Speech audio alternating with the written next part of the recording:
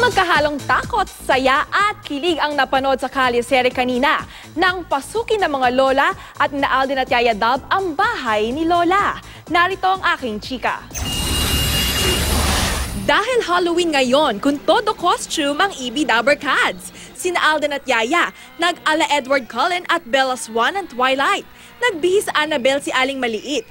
At cute na Chucky naman si Baby Baste. Si Bossing Vic Soto, nag-alakwando. Sa kalye-serye, naglakas loob sina Alden, Yaya Dub at mga lola na puntahan ang bahay ni Lola. Para kunin na isang alhasan para raw magtuloy-tuloy ang forever ng Aldab. Sa loob ng bahay, ilang beses biglang namatay ang ilaw.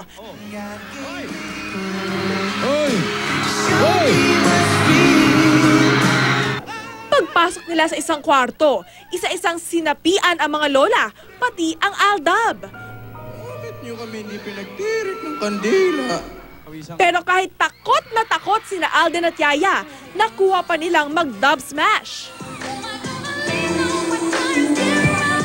Nahanap nila ang isang kwarto kung saan nila nakita ang alhasan.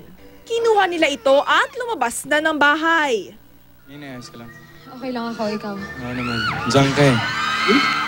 Nasa loob nito ang isang sulat. Ibigay mo ito sa taong nagpapatibok ng puso. Sa tao na gusto mong makasama forever. Isuot ang singsing upang ipaalala na mayroon naman talagang totoong pag-ibig